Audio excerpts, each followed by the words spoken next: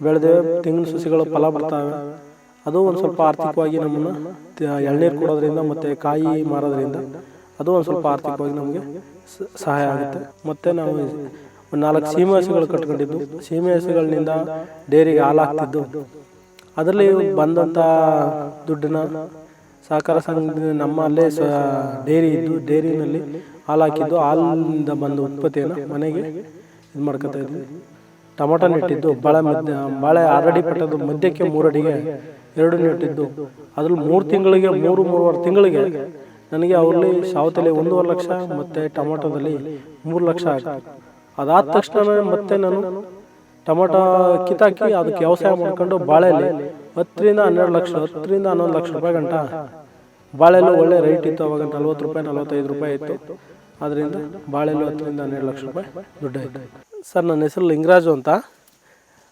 ನಾನು ಸೂರಪುರ ಗ್ರಾಮ, ಕೊಳ್ಳೇಗಾಲ ತಾಲೂಕು, ಚಾಮರಾಜನಗರ ಜಿಲ್ಲೆ ಇದೇನು ಮಾಡಿದ್ದೀನಿ. ನಾನು ಕಾಲೇಜು ಹೋಗಿದ್ದು, ಸೆಕೆಂಡ್ ಇಯರ್ PUC ಮಾಡಿದ್ದು. PUCಯಿಂದ ಕಾರಣಾಂತರಗಳಿಂದ ನಮ್ಮ ತಂದೆ ತಾಯಿ ಮತ್ತು ಕೃಷಿಕ ಕುಟುಂಬದವರು. ಅದರಿಂದ ನಾನು ನಮ್ಮ ತಂದೆ ತಾಯಿ ಮಾಡ್ತಾ ಇರೋದನ್ನೇ ನಾನು ಮಾಡಿ ಅವಲಂಬಿಸ್ಕೋಬೇಕು ಅಂತಂದ್ಬಿಟ್ಟು ಕೃಷಿಗೆ ಬಂದು ಅವಲಂಬಿಸ್ಕೊಂಡೆ. ಅದರಿಂದ ನಾನು ಕೃಷಿಗೆ ಬಂದಾಗ ಪ್ರಪ್ರಥಮವಾಗಿ ನಾನು ಕೃಷಿಗೆ ಬಂದಬೇಕಾದ್ರೆ ನಮ್ಮ ತಂದೆಯವರು ಕಬ್ಬು ಹಾಕೊಂಡಿದ್ರು. ಕಬ್ಬು ಮತ್ತು ರೇಷ್ಮೆ ಬೆಳೆ ಮಾಡ್ತಾಯಿದ್ರು. ಕಬ್ಬು ಹಾಕಿರೋದ್ರಿಂದ ಅಲ್ಲಿ ಕಾರ್ಖಾನೆ ಆವತ್ತಿನ ನಾನು ಬಂದ ಟೈಮಲ್ಲಿ 12 ವರ್ಷದಿಂದನೇ ಕಾರ್ಖಾನೆಗಳ ಅಭಾವ ಇರೋದ್ರಿಂದ ಆಗ ಕಬ್ಬು ತರೆದು 1.5 ವರ್ಷಕ್ಕೆ ಕಬ್ಬು ತರೆದು ಮತ್ತೆ ಅದನ್ನು ಕಟಾವು ಮಾಡಿ ದುಡ್ಡು ಕೊಡೋದು 1 ವರ್ಷ ಆಗಿ, ಆಗ ಆರ್ಥಿಕವಾಗಿ ಭಾರಿ ಹಿಂದುಳಿದು ಈ ವ್ಯವಸಾಯ ಯಾಕಪ್ಪ ಅನ್ನೋ ಪರಿಸ್ಥಿತಿಗೆ ಬಂದಿದ್ದು.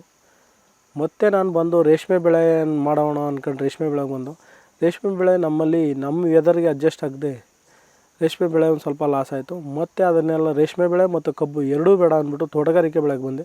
ತೋಟಗಾರಿಕೆ ಬೆಳೆಗೆ ಬಂದು ನಾನು ಟೊಮೊಟೊ, ಬಾಳೆ ಮತ್ತು ಕಬ್ಬು, ಅರಿಶಿನ ಇವೆಲ್ಲನೂ ತೋಟಗಾರಿಕೆ ಬೆಳೆ ಮಾಡಿ, ಅದರಲ್ಲಿ ಒಂದೊಂದು ನಮ್ಮ ತೋಟದ ಸುತ್ತ ಒಂದು 6 ಎಕರೆ ಜಮೀನಿತ್ತು. 6 ಎಕರೆ ಜಮೀನು ಸುತ್ತ ತೆಂಗಿನ ಸಸಿಗಳನ್ನ ಹಾಕಿದ್ದು. ತೆಂಗಿನ ಸಸಿಗಳ ಮಧ್ಯದಲ್ಲಿ ತೇಗು ಮತ್ತು ಸಿಲ್ವರ್ ಗಿಡಗಳನ್ನ ಹಾಕಿದ್ದು. ಸಿಲ್ವರ್ ಗಿಡಗಳನ್ನ ಹಾಕಿರೋದ್ರಿಂದ ಈಗ ಅದು ಸಿಲ್ವರ್ ಗಿಡ ಮತ್ತು ತೇಗಿನ ಗಿಡ ಸ್ವಲ್ಪ ಇನ್ನೇನು 6-7 ವರ್ಷ ಆಗಿ 10-12 ವರ್ಷ ಆಗಿರೋದ್ರಿಂದ ಅದು ಚೆನ್ನಾಗಿ ಬೆಳೆದೇವೆ. ತೆಂಗಿನ ಸಸಿಗಳು ಫಲ ಬಿಡ್ತಾವೆ. ಅದು ಒಂದು ಸ್ವಲ್ಪ ಆರ್ಥಿಕವಾಗಿ ನಮ್ಮನ್ನು ಎಳ್ನೀರು ಕೊಡೋದ್ರಿಂದ ಮತ್ತು ಕಾಯಿ ಮಾರೋದ್ರಿಂದ ಅದು ಒಂದು ಸ್ವಲ್ಪ ಆರ್ಥಿಕವಾಗಿ ನಮಗೆ ಸಹಾಯ ಆಗುತ್ತೆ. ಮತ್ತು ನಾವು ಒಂದು 4 ಸೀಮೆ ಹಸುಗಳು ಕಟ್ಕೊಂಡಿದ್ದು, ಸೀಮೆ ಹಸುಗಳಿಂದ ಡೈರಿಗೆ ಹಾಲು ಹಾಕ್ತಿದ್ದು, ಅದರಲ್ಲಿ ಬಂದಂಥ ದುಡ್ಡನ್ನ ಸಹಕಾರ ಸಂಘದಿಂದ ನಮ್ಮಲ್ಲೇ ಡೈರಿ ಇದ್ದು ಡೈರಿನಲ್ಲಿ ಹಾಲು ಹಾಕಿದ್ದು, ಹಾಲಿನಿಂದ ಬಂದ ಉತ್ಪತ್ತಿಯನ್ನು ಮನೆಗೆ ಇದು ಮಾಡ್ಕೊತಾ ಇದ್ವಿ. ಅದ್ರ ಜೊತೆಗೆ ತೋಟಗಾರಿಕೆ ಬೆಳೆಗಳು ಮಾಡಿರೋದ್ರಿಂದ ಒಂದು ಟೊಮೊಟೊ ಆಗಿರ್ಬೋದು, ಟೊಮೊಟೊ ಬರೋವರೆಗೆ ಸೌತೆ ಹಾಕ್ತೀವಿ. ಸೌತೆ ಬರೋದ್ರೊಳಗೆ ಯಾವುದೋ ಅದು 3 ತಿಂಗಳು ಬೆಳೆ ಇರೋದ್ರಿಂದ ಅಲ್ಲಲ್ಲಿ ಖರ್ಚಿಗೆ ದುಡ್ಡು ಆಗ್ತಾಯಿದೆ.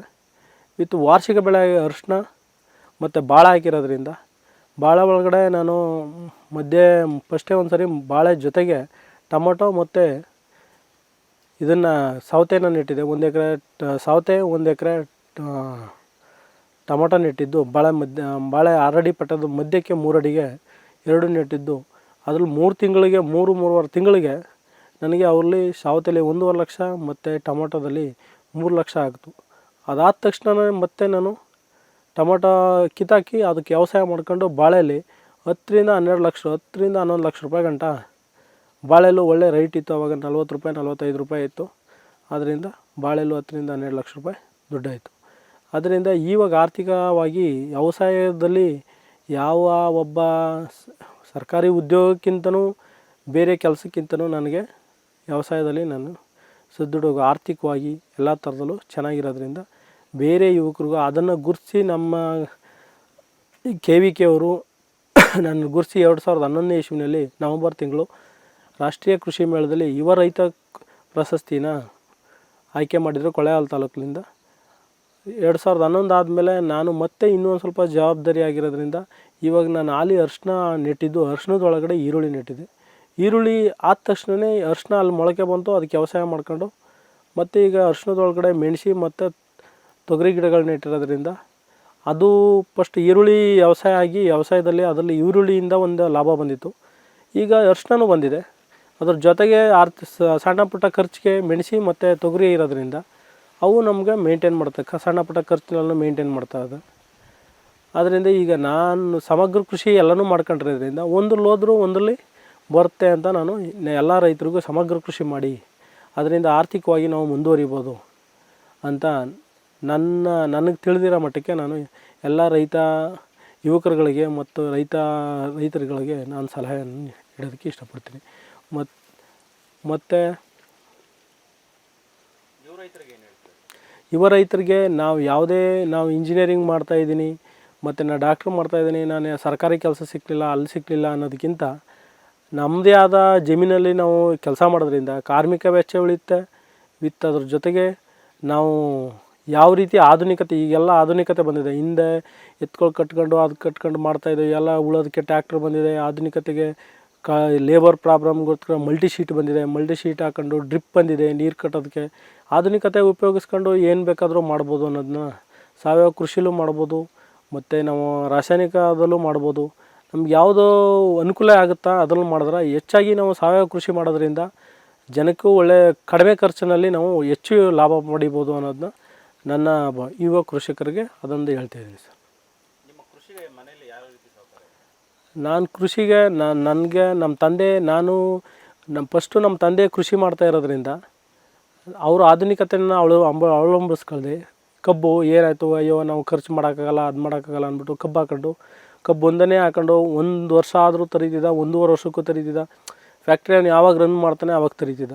ಆ ಟೈಮಲ್ಲಿ ಲೇಬರು 400 ಕೇಳಿದ್ರು ಆಯಿತು, 1 ಟನ್ಗೆ 500 ಕೇಳಿದ್ರು ಆಯ್ತದ. ಆದ್ದರಿಂದ ಈಗ ನಾವು ಕಬ್ಬಿಟ್ಟು ತೋಟಗಾರಿಕೆ ಮಾಡೋದ್ರಿಂದ ನಾನು ವ್ಯವಸಾಯ ಏನು ಸಣ್ಣ ಪುಟ್ಟ ಹೊರಗಡೆ ಏನು ಮಾಡಬೇಕು ಮತ್ತು ಇಲ್ಲೇನು ಒಳಗಡೆಯಿಂದ ಏನು ಔಷಧಿ ಗೊಬ್ಬರ ಏನು ತರಬೇಕು ಅವೆಲ್ಲ ನಾನು ತರೋದ್ರಿಂದ ನಮ್ಮ ತಂದೆ ನಿಂತ್ಕೊಂಡು ವ್ಯವಸಾಯನ ಮಾಡಿಸ್ಕೊಳ್ಳೋದ್ರಿಂದ ನಾವು ನಮ್ಮ ಮನೇಲಿ ನಮ್ಮ ತಂದೆ, ನಮ್ಮ ತಾಯಿ ಮತ್ತು ನಮ್ಮ ಹೆಂಡ್ತಿ ಎಲ್ಲರೂ ಕೃಷಿಲಿ ತೊಡಗಿಸ್ಕೊಂಡಿರೋದ್ರಿಂದ ಆರ್ಥಿಕವಾಗಿ ನಮಗೆ ಯಾವುದೇ ಥರದ ಕಷ್ಟ ಕೃಷಿಲಿ ಕಷ್ಟ ಅನ್ನಿಸ್ಕೊಂಡಿಲ್ಲ. ಅದರಿಂದ ಎಲ್ಲರೂ ಸಮಪಾಲಿನಿಂದ ಕೃಷಿನ ಮಾಡೋದ್ರಿಂದ ಯಾವುದೇ ಥರದ ನಷ್ಟ ಇಲ್ಲ ಅನ್ನೋದನ್ನ ನಾನು ಯುವ ರೈತರಿಗೆ ಹೇಳೋಕ್ಕೆ ಇಷ್ಟಪಡ್ತೀನಿ ಸರ್.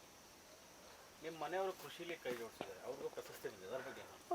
ನಮ್ಮ ಮಿಸ್ಸಸ್ಗೆ ಈ ಸರಿ ನನ್ನ ಜೊತೆಲಿ ಕೈ ಜೋಡಿಸ್ಕೊಂಡು ಕೆಲಸ ಮಾಡೋದ್ರಿಂದ ಗುರುತಿಸಿ ನವಂಬರ್ 2017ನೇ ಇಸ್ವಿನಲ್ಲಿ ನಮ್ಮ ಮಿಸ್ಸಸ್ಗೆ ರಾಷ್ಟ್ರೀಯ ಕೃಷಿ ಮೇಳದಲ್ಲಿ ತಾಲೂಕು ಯುವ ರೈತ ಮಹಿಳಾ ಪ್ರಶಸ್ತಿಯನ್ನು ಕೊಟ್ಟಿದ್ದಾರೆ. ಅದರಿಂದ ನಮಗೆ ಇನ್ನೂ ಅಕ್ಕಪಕ್ಕದ ರೈತರಿಗೆ ಆಶಾ ಭಾವನೆಯಿಂದ ಎಲ್ಲರೂ ಕೆಲಸ ಮಾಡಲಿ, ರೈತ ಮಹಿಳೆಯರು ಬಂದು ಹೆಚ್ಚಾಗಿ ಮಹಿಳೆಯರು ಬಂದು ಕೃಷಿಲಿ ಅವಲಂಬಿಸ್ಕೊಂಡಿರೋದ್ರಿಂದ ಎಲ್ಲ ಮಹಿಳೆಯರಿಗೂ ಅದೊಂದು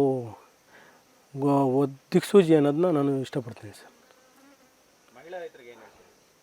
ಮಹಿಳಾ ರೈತರಿಗೆ ಮನೆಯಲ್ಲಿ ಗಂಡಸರು ಮಾಡೋದಕ್ಕಿಂತ ಹೆಂಗಸರು ಎಲ್ಲನೂ ನಾವು ಅನ್ನೋದನ್ನ ಒಂದು ಸ್ವಲ್ಪ ತಿಳ್ಕೊಂಡು ಮಾಡೋದ್ರಿಂದ ಮನೇಲಿ ಎಲ್ಲರೂ ಮಾಡೋದ್ರಿಂದ ಕೃಷಿನ ಕಾರ್ಮಿಕರ ವೆಚ್ಚ ಉಳಿಸ್ಬೋದು. ಅದ್ರ ಜೊತೆಗೆ ನಾವೇ ಸ್ವಂತ ಕೆಲಸ ಮಾಡೋದ್ರಿಂದ ಎಲ್ಲರೂ ಸಮಪಾಲದಿಂದ ಕೆಲಸ ಮಾಡೋದ್ರಿಂದ ಆರ್ಥಿಕವಾಗಿ ಮುಂದುವರಿಬೋದು ಅಂತ ರೈತರಿಗೆ ಹೇಳೋಕ್ಕೆ ಇಷ್ಟಪಡ್ತೀನಿ.